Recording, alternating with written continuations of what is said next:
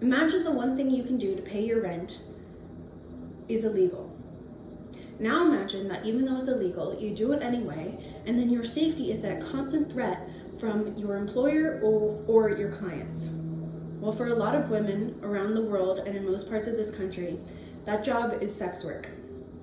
The book Selling Sex, Experience, Advocacy, and Research on Sex Work in Canada, edited by Emily van der Meulen and Elia Derissen and Victoria Love in 2013, state that in Canada, even though sex work is legalized, it is highly regulated, but the sex workers there have a choice of working safely or getting arrested. Right here in Tennessee, working safely isn't an option. My purpose in this speech is to convince you that the legalization of sex work protects the physical safety of sex workers. This is done through two main methods, the first being health checks and testing tailored to their line of work, as well as people able to intervene and reassure their physical safety. Now you might be wondering, why? Why does this matter? This won't affect my day-to-day life, and it won't. But I learned this from an episode of John Oliver's Last Week Tonight on HBO, and I realized that when they started talking about sex work, I got uncomfortable, as well as I'm sure most of you are. But people are in harm's way doing this job. And they talked about destigmatizing it because these people are just that, people. And they deserve a safe environment of work. I'm not trying to argue the morality, just that they deserve safety and we have a solution for that. Before I get into semantics, I want to first define what I constitute as legal sex work.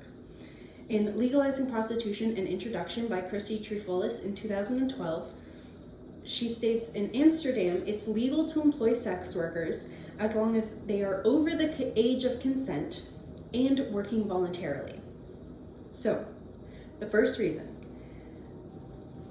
physical safety. Sex workers are constantly at risk of STDs and STIs and HIV. So the first reason that legalizing sex work protects the physical safety of sex workers is their health. The article Violence and Legalized Brothel Prostitution in Nevada by Barbara Brentz in 2005 from the journal Interpersonal Violence state that sex workers are required to turn people away if their physical health is in question. And they have the ability to call in other people to get a second opinion to turn that person away. This is an option that most illegal sex workers do not feel safe doing. There's also the other aspect of health, which is testing.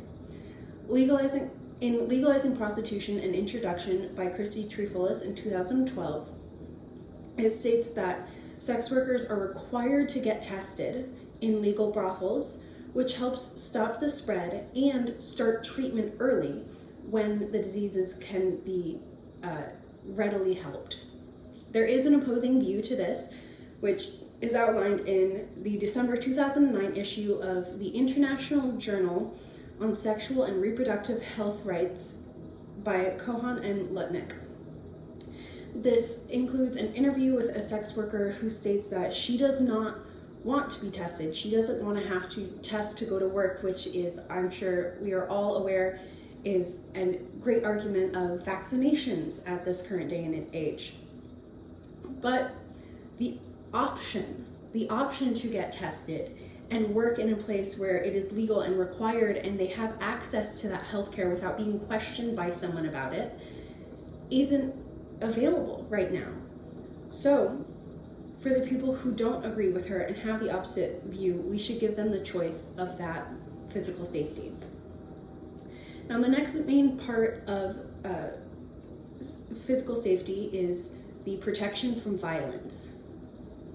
Sex workers are always in a vulnerable position that can be taken advantage of. In the 2005 edition of the Journal of Interpersonal Violence, it states that in legalized brothels, safety measures like baby monitors to listen into rooms, panic buttons, and the safety in numbers helps sex workers feel safe. Managers are also there to call the police, which brings me to my second point. The law can help protect sex workers from physical violence instead of getting them in trouble. In the 2010 Contemporary Justice Review, Issues in Criminal, Social, and Restorative Justice, it states that cops penalize sex workers, and especially the poor sex workers who work on the street, which creates a threat to the sex worker. However, in a legalized situation, they can go to the police for help. The police are there to help them instead of arrest them. So they have that added layer of protection, whereas if in the current situation, they have no one to help them.